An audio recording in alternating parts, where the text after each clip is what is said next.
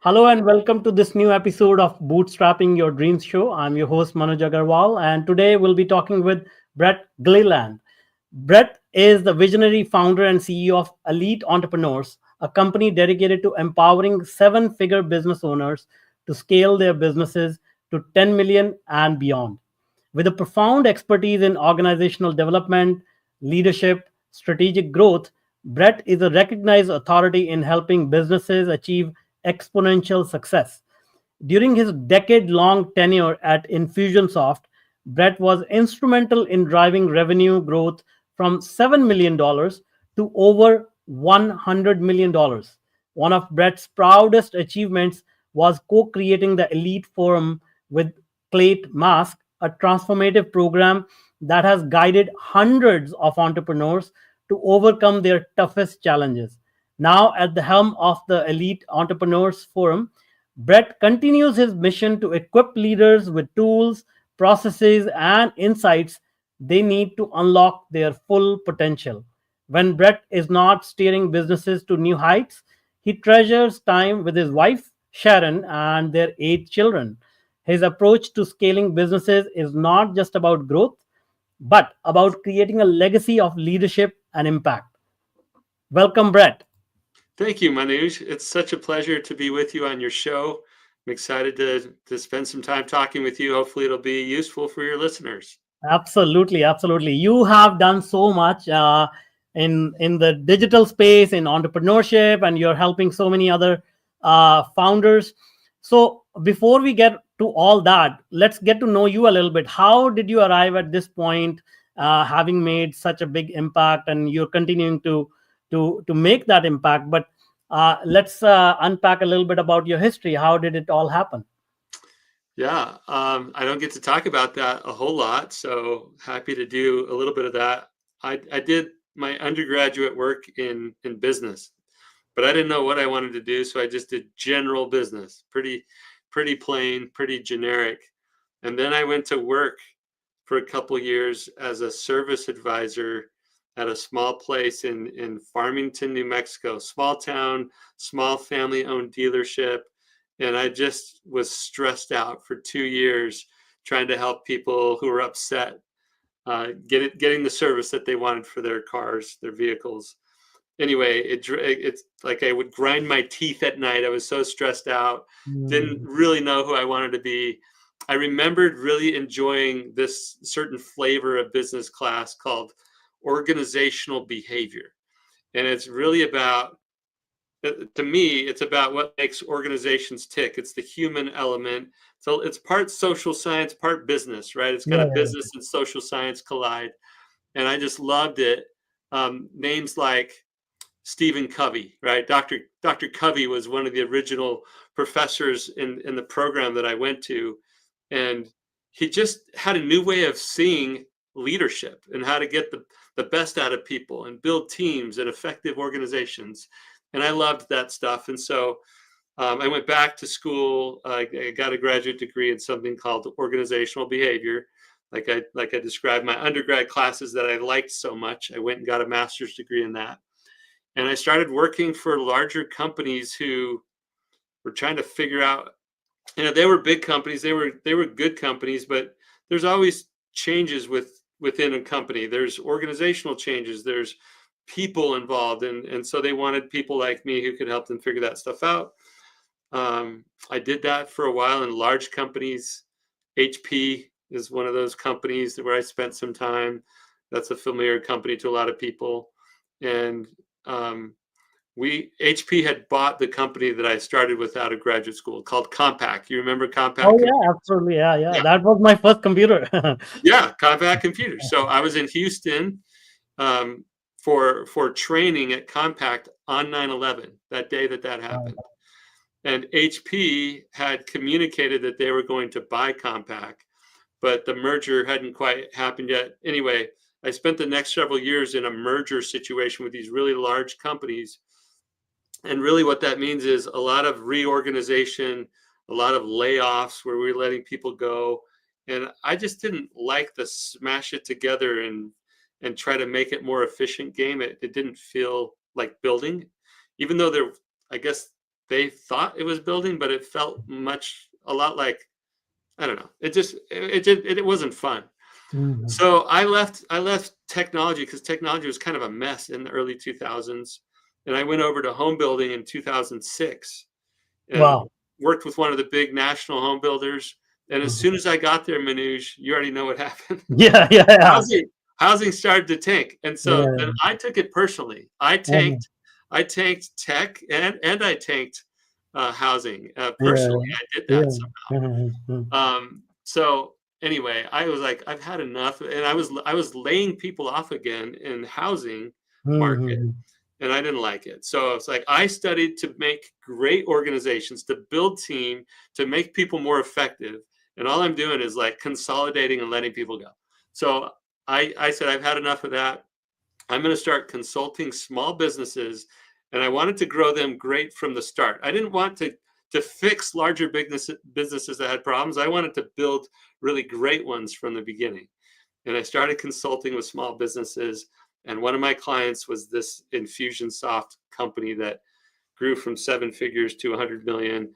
And I started consulting with them and helped them do some foundational work. And I was having so much fun. I'm like, I need to join this company. And so I did. I joined the company in 2008. And 10 years later, I left the company purchasing the training and coaching business that I now run. We actually started it inside of that software company, I see, I see. the Elite business. And so I bought the Elite business and we spun it out. Okay, that I was really long. But so I'm an organizational behavior geek who spent time in big companies, but realized my passion is in helping small companies, 7-figure businesses in particular, learn the company building work that is required if they want to scale and mm. have winning and effective organizations. Amazing, amazing. So, I mean, this topic is close to my heart as well because I really focus on the human aspect of business and technology as well. But tell me, like, a lot of people, there are a lot of people who say, oh, I can help scale this company. We can bring in, let's track these KPIs. It's all about the numbers, all of that. But you seem to have a different approach.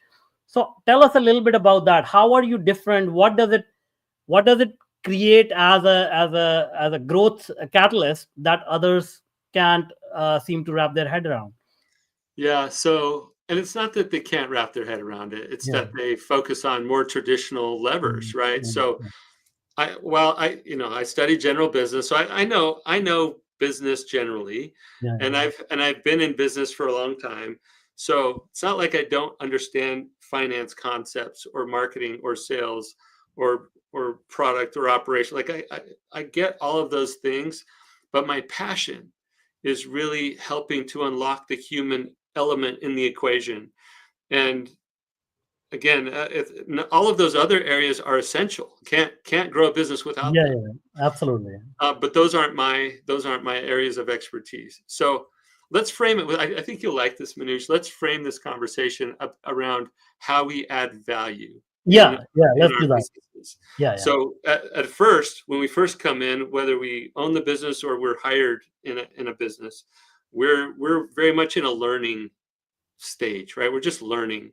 And there's value to what you're learning because the business is willing to invest, let's say, a $10 an hour level of value for you to learn so that hopefully later you can contribute more, right? So you come in, you learn.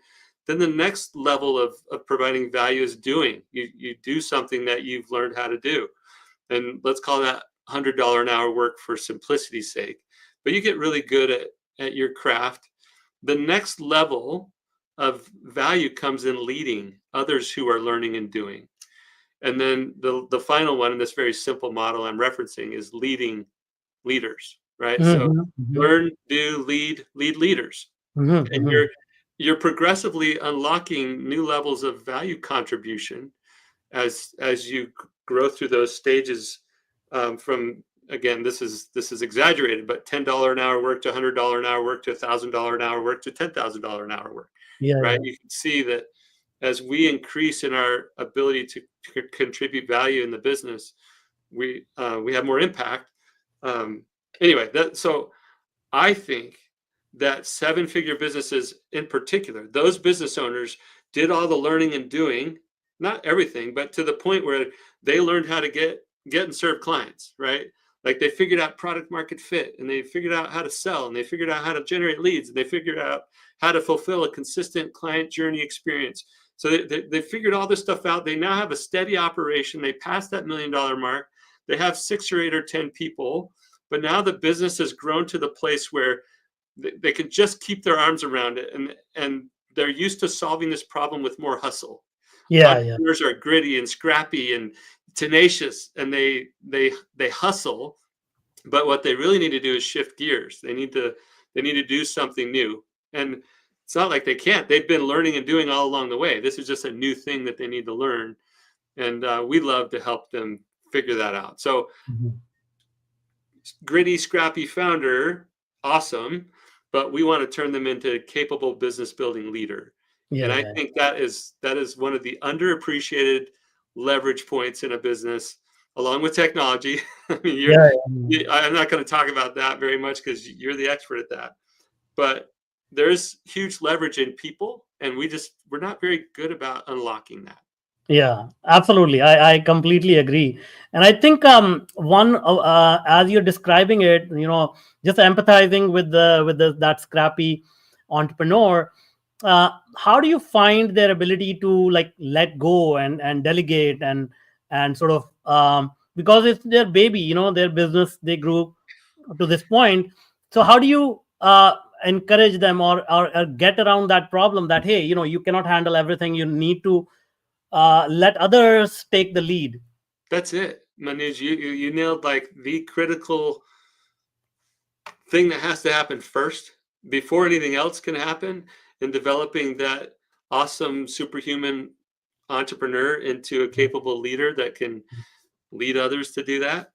They often have a hard time letting go, and I would start with this framing, this mindset piece that we all have to get in our minds. And that is a truth that John Maxwell, many others have said, but John Maxwell kind of said it this way. He says, your business cannot outgrow you. Right? I have a good friend named Clate Mask, who I worked with for years. He was the CEO, one of the co-founders at Infusionsoft. Now that company's called Keep. They recently sold to a company called Thrive. But Clate would say, I'm not the CEO or I'm not the leader the company needs me to be 12 months from now. Today, I'm not that leader. But by the time we get there, I guarantee that I will be. And he was constantly pushing himself to grow, because what it looks like to be the leader of a $3 million business is different than what it looks like to be a leader at a $10 million business or a $30 million business or a $100 million business. And you're astute enough to realize that I just used a pattern that we all often reference on the 1s and 3s of revenue. Every time you triple, 3 million to 10 million, triple, 10 million to 30 million, triple, 30 million to 100 million, triple. You're entering a new stage. And if you employ the tactics, the strategies, the systems, the processes that you use to get there, if you only employ those that you learn to get there, you will not get any further. Like you have to upgrade systems and processes and people, some combination of those things you have to upgrade if you want to shift and go to the next place. Absolutely. And that starts with me as the leader. All of us. It starts with us as the leaders. We have to learn what it looks like to lead at that next level and invest in ourselves to do that. Absolutely. That's spot on. I agree. In my experience, it is the biggest challenge to let go and delegate. But then let's talk about, okay, so we have the entrepreneurs at the top, but we also have to prepare the people at below that level to become leaders. That's right. That's a totally different challenge in my opinion. But how do you feel about it? How do you tackle that? Yeah. Manoj, you and I could be really good friends really easily. So that time that I spent at Infusionsoft, growing from 7 figures to 100 million, it was fast. And we won top 25 best small workplaces in America. And our customers would say, how are you finding these people? These people you employ are incredible. Where are you finding them all? And we had this talent tractor beam going on, right? Like we were attracting people that were amazing. We were winning on all fronts. And then we hit that 100 million plateau. We hit a plateau at every one of those 1s and 3s I talked about. And we worked through it. And at 100 million, that one really got us.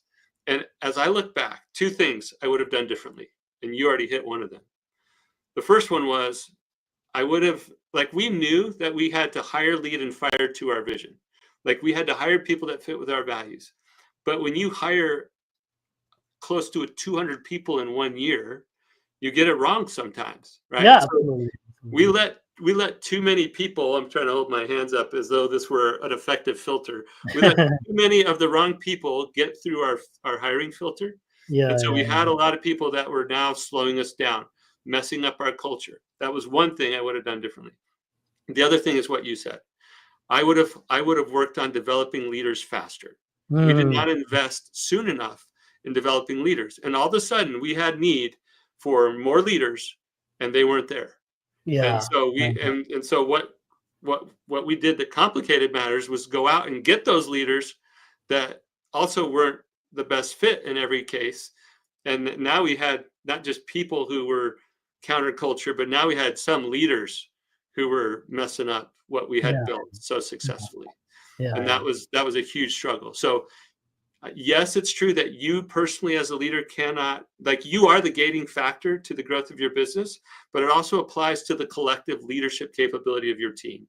Mhm, mhm. Yeah, it's not just you. If you're the best leader in the world, that's not enough. You are enough to hold back the growth. Even if you've got great leaders, you could hold it back if you're trying to lead the whole thing and don't know how. Yeah, yeah, But if you know how, but you haven't brought enough leaders along with you, it's a problem that way as well. So absolutely. hire, like, really be vigilant about who you let into your precious team, your precious culture, and then invest in leadership development as much as possible, as soon as possible. That's great advice. Now, let me be a little bit of a devil's advocate as well here, because, having dealt with thousands of humans, we are all fickle. Like, we could be perfect one day, but the next day something happens, like, I don't know, somebody may have life change, somebody may lose a loved one, they may go through a divorce, and their personality change. I mean, it could be nothing. Like, they could just wake up one day and become a different person. um, Irrespective of how diligence we put in, we are going to work with people who are not perfectly aligned. So do you think, in your opinion, is there a perfection that we should shoot for, or should we, like, take a human being with all their flaws and all that, and try to sort of adjust their strengths and weaknesses to match what we need in an organization? Yeah, it's a great question. We are dealing with an imperfect input, right? Yeah, And that's yeah, what's different. I mean, there can be bugs and flaws in yeah, technology, exactly. Yeah, but largely, technology that works until there's something better, usually, right? yeah, But yeah, anyway, with people, we can have somebody who was on your A player status board. Like, they were some of your top tier talent 1 year or 5 years, and then the next year they fall off significantly. That can totally happen. And I don't want to come across as I don't know, unfeeling or mhm, uncaring. Our number one value in my company is we genuinely care. mhm, So mhm. I actually err on the care side of things. But philosophically, if you really want a great business, you have to hire, lead, and fire to your vision. You Yeah, have yeah, to. And when I say vision, I mean purpose, values, and the very specific mission that we're all up to together right now. So it's a yeah, what by when kind of mission. yeah, yeah, So that's what I mean by vision. And we have to hire, lead, and fire to that. Now, within the lead and fire to that, we can still be human. We can still provide a lot of grace. We can go over and above, or above and beyond. I can't even speak my own language. mhm, We can go above and beyond to help somebody improve or get their coach. But at some point, if you want to preserve the health of the whole for everybody else who's involved with it, at some point we have to make a decision. Can this person stay in a productive way, or do we need to help them find something that's going to be better yeah, for yeah, them? And so unfortunately, it does happen in every business that we work with. When they get really clear on their purpose, their values, and mission, almost without exception, there's somebody that kind of pops up as not fitting that. yeah, yeah, yeah, And they I mean, let's be clear about the downside of keeping somebody that's not working well. They become this drag. Imagine your boat that's sailing along. It's got wind in the sails. We're moving in the direction that we want to go, and then you feel this drag. You've got this anchor dragging along the bottom while we're trying to go, and it's not, it's detrimental to the health of the whole. Yeah, And yeah, if your business depends on you progressing at a certain speed to win in the market or to retain the top talent, you're losing by keeping the people that are dragging you. So it's hard. I hate having to separate from somebody, especially if you've worked with them for a while and you care about them. But there are ways to do it that still recognize that we're human and yeah, yeah, do absolutely. it in a caring way. Yeah. And I think one thing, important thing that you mentioned it 2 3 times, which I want to highlight is, caring for the whole versus the individual. Like, and you also said, like, sometimes as a leader you may come to a point where you recognize you are the problem, and you may want to have to, I mean, let's look at the large corporations that became mega successful. In many cases, the founder actually fired themselves and hired another CEO to run the business, right? Yeah. Yeah. Exactly what we were talking about before. Like they may have been the person that could get it to 100 million, but Yeah, they didn't know how to get it to a billion. And yeah, attempts to bring people on to help us get there, it didn't work out, right? So it's like, whoa, what's the problem here? Well, it part of it's strategic decisions that were made. Part of it might be product related or market dynamics, or like there's so many things that go into it.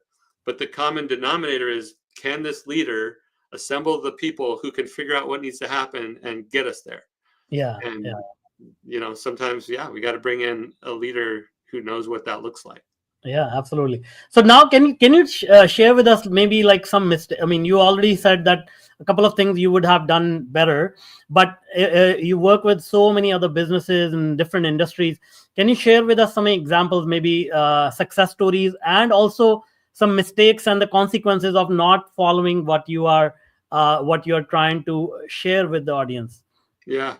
Well, let's start with the consequences that are easy to talk about, and Mhm. they're all too familiar to many of us, right? If your growth has become stagnant, you were growing, but now you're sort of stuck. I think almost like a ceiling is there, and you can't break through it. That's an indication or a little clue that you might have some improvements to make in the organization. Feeling like you are carrying it all yourself, that overwhelm, weight of the world on your shoulders thing as a business owner.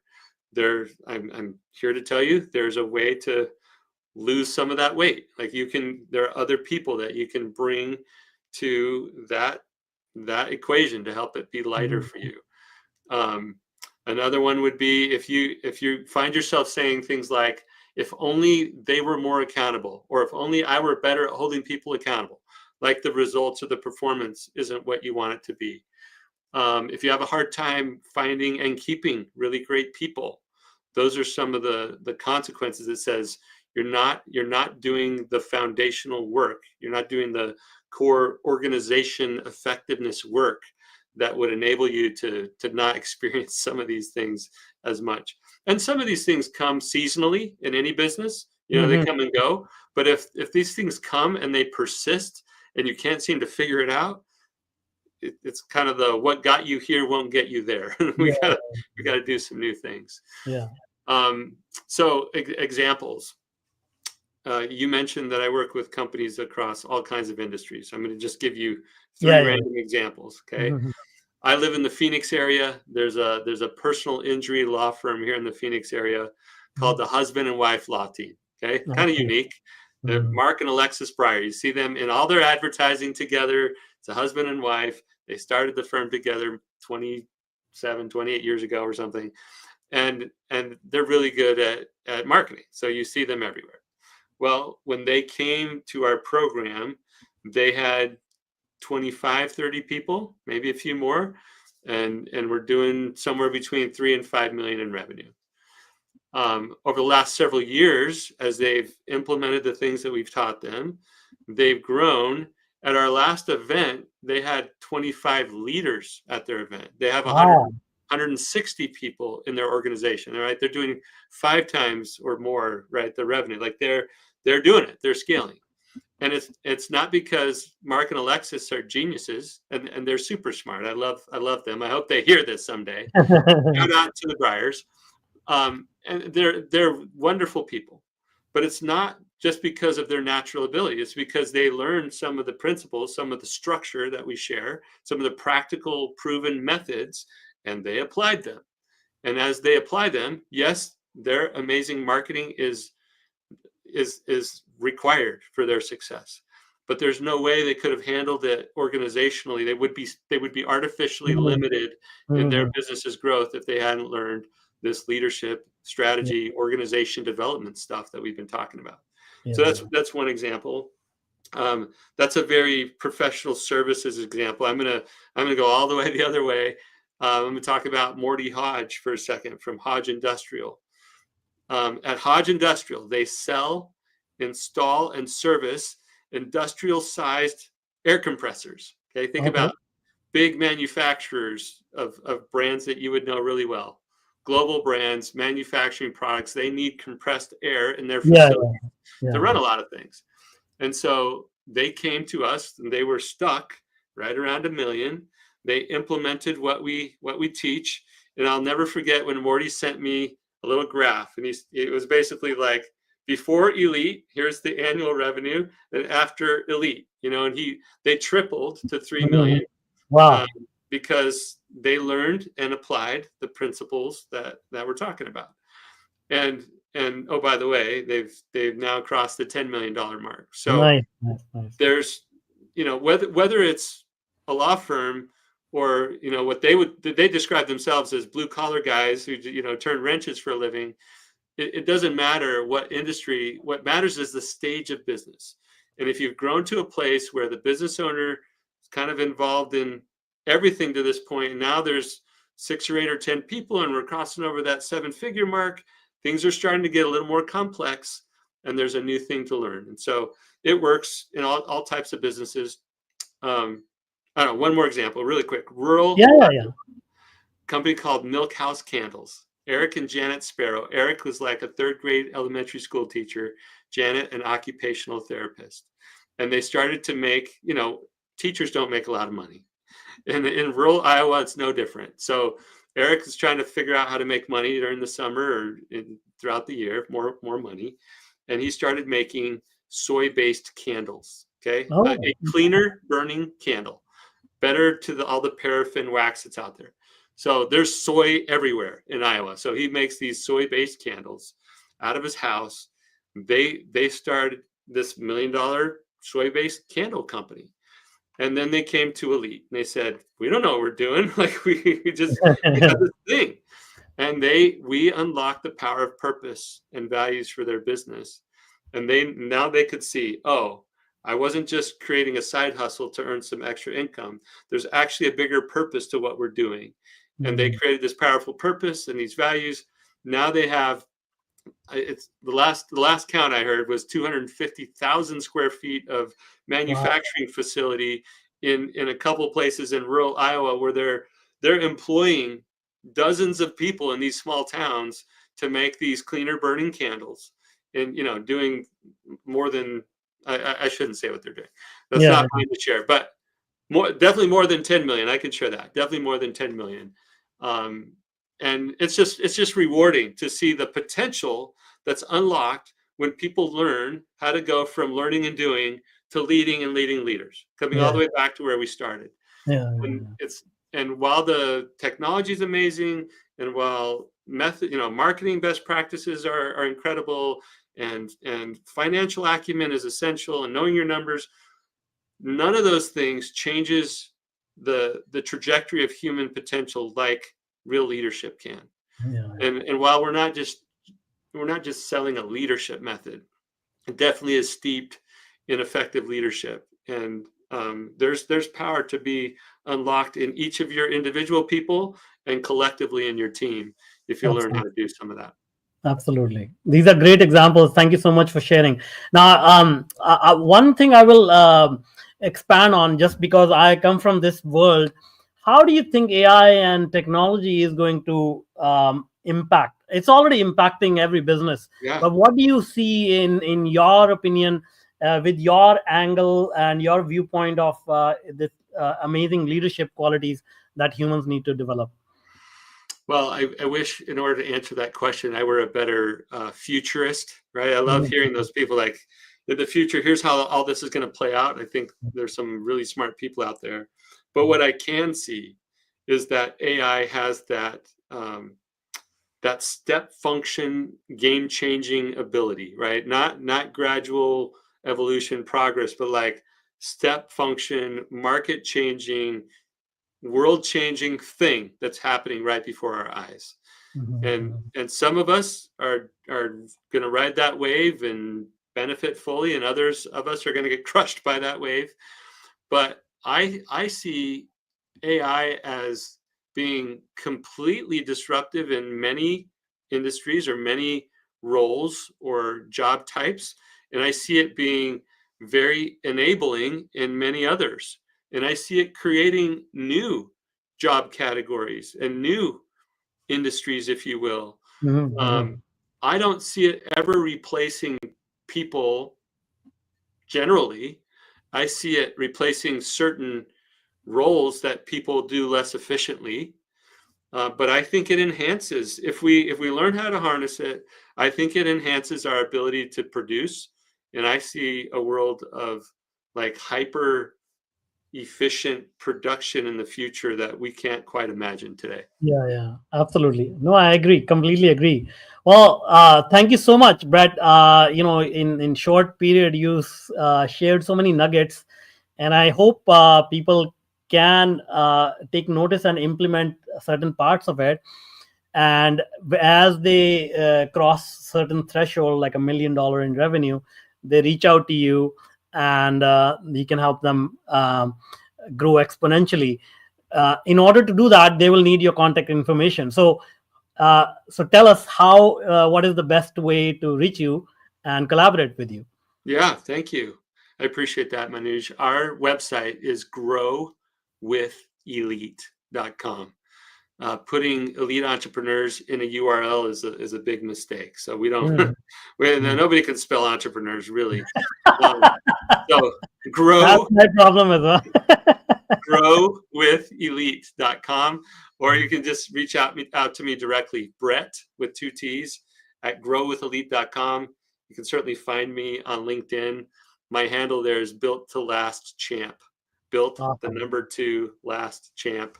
I love Jim Collins' work, and that's a nod to his work. Well, you are a champ. We'll put all those links in the show notes so that people can access them easily. Well, thank you Thank so you, much, man. Brett. Thank you. It was Thank a you. pleasure. It was a pleasure being here. Same here. Same here. Thank you.